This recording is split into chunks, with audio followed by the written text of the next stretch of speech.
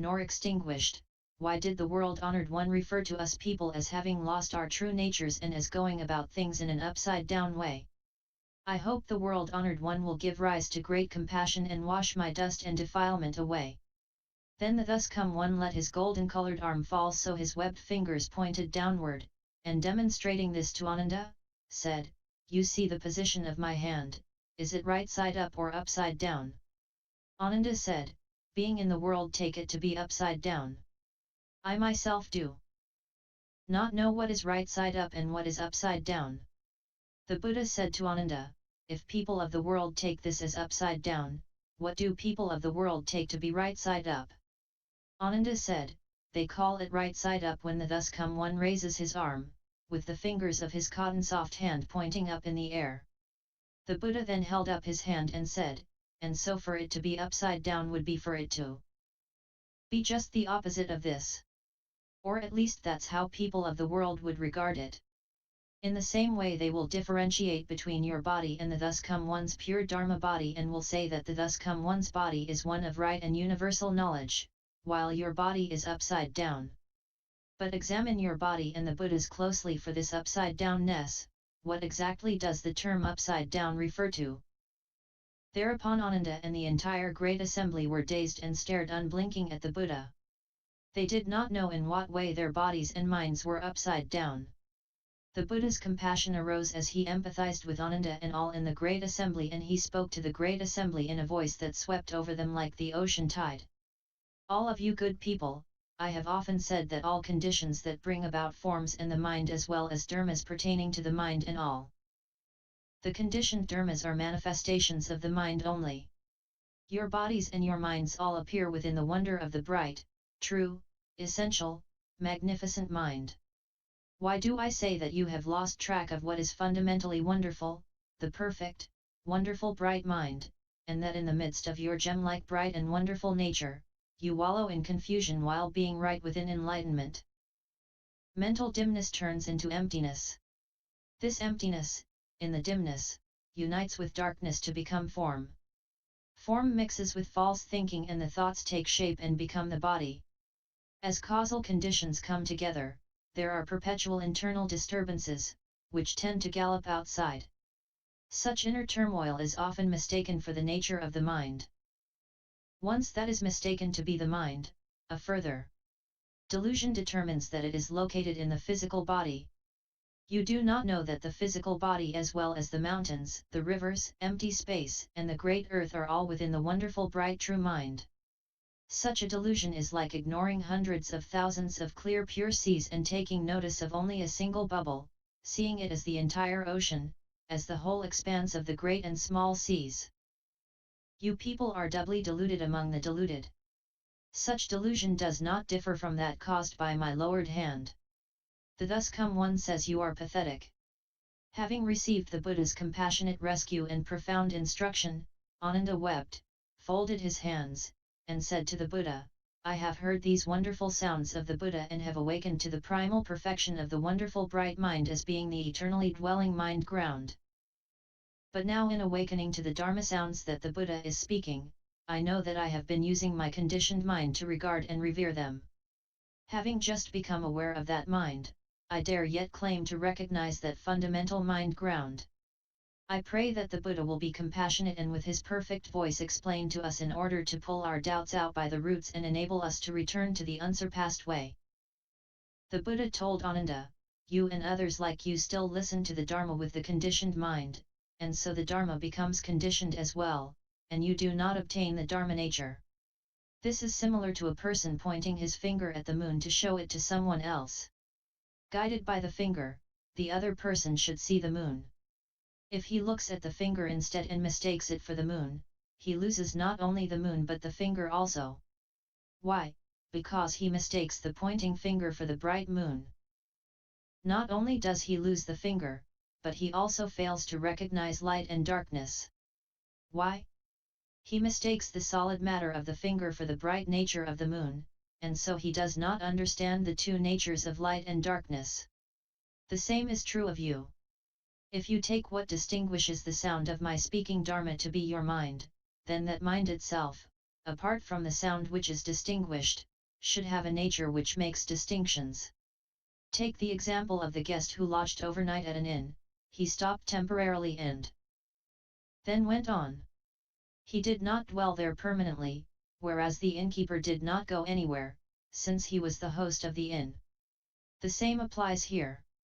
If it were truly your mind, it would not go anywhere. And so why in the absence of sound does it have no discriminating nature of its own? This, then, applies not only to the distinguishing of sound, but in distinguishing my appearance, that mind has no distinction-making nature apart from the attributes of form. This is true even when the making of distinctions is totally absent, when there is no form and no emptiness, or in the obscurity which Goshali and others take to be the profound truth, that mind still does not have a distinction-making nature in the absence of casual conditions. How can we say that the nature of that mind of yours plays the part of host, since everything perceived by it can be returned to something else? Ananda said, if every state of our mind can be returned to something else as its cause, then why does the wonderful bright original mind mentioned by the Buddha return nowhere? We only hope that the Buddha will empathize with us and explain this for us. The Buddha said to Ananda, as you now look at me, the essence of your seeing is fundamentally bright. Although that seeing is not the wonderful essential brightness of the mind, it is like a second moon, rather than the moon's reflection. Listen attentively, for I am now going to explain to you the concept of not returning to anything. Ananda, this great lecture hall is open to the east. When the sun rises in the sky, it is flooded with light. At midnight, during a new moon or when clouds or fog obscures the moon, it is dark. Looking out through open doors and windows your vision is unimpeded, facing walls or houses your vision is hindered. In such places where there are forms of distinctive features your vision is causally conditioned. In a dull void, you can see only emptiness. Your vision will be distorted when the objects of seeing are shrouded in dust and vapor, you will perceive clearly when the air is fresh. Ananda, observe all these transitory characteristics as I now return each to its source. What are their sources? Ananda, among these transitions, the light can be returned to the sun. Why? Without the sun there would be no light, therefore the cause of light belongs with the sun, and so it can be returned to the sun. Darkness can be returned to the new moon. Penetration can be returned to the doors and windows, while obstruction can be returned to the walls and eaves. Conditions can be returned to distinctions. Emptiness can be returned to dull emptiness. Darkness and distortion can be returned to mist and haze. Bright purity can be returned to freshness, and nothing that exists in this world goes beyond these categories.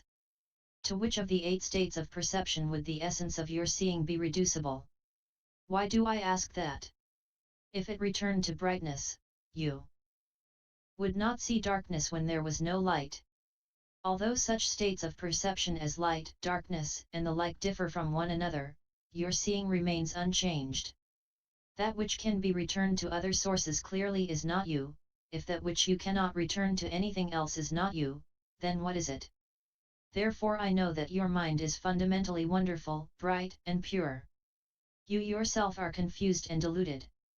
You abuse what is fundamental, and end up undergoing the cycle of rebirth, bobbing up and down in the sea of birth and death. No wonder the thus come one says that you are the most pathetic of creatures. Ananda said, although I recognize that the seeing nature cannot be traced back to anything, but how can I come to know that it is my true nature? The Buddha told Ananda, now I have a question for you. At this point you have not yet attained the purity of no outflows. Blessed by the Buddha's spiritual strength, you are able to see into the first dhyana heavens without any obstruction, just as Anuruddha looks at Jambudvipa with such clarity as he might at an amala fruit in the palm of his hand. Bodhisattvas can see hundreds of thousands of realms. The thus come ones of the 10 directions see everything throughout Pure Lands as numerous as fine motes of dust. By contrast, ordinary beings' sight does not extend beyond a fraction of an inch. Ananda, as you and I now look at the palace where the 4 heavenly kings reside, and inspect all that moves in the water, on dry land, and in the air, some are dark and some are bright, varying in shape and appearance, and yet all of these are nothing but the dust before us, taking solid form only through our own distinction making. Among them you should distinguish which is self and which is other. I ask you now to select from within your seeing which is the substance of the self and which is the appearance of things.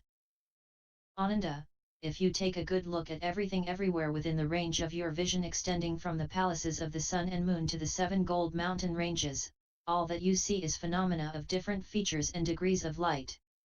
At closer range you will gradually see clouds floating, birds flying, wind blowing, dust rising, trees, mountains, streams, grasses, seeds, people, and animals, all of which are phenomena, but none of which are you. Ananda, all phenomena, near and far, have their own nature. Although each is distinctly different, they are seen with the same pure essence of seeing. Thus all the categories of phenomena have their individual distinctions, but the seeing nature has no differences. That essential wonderful brightness is most certainly your seeing nature.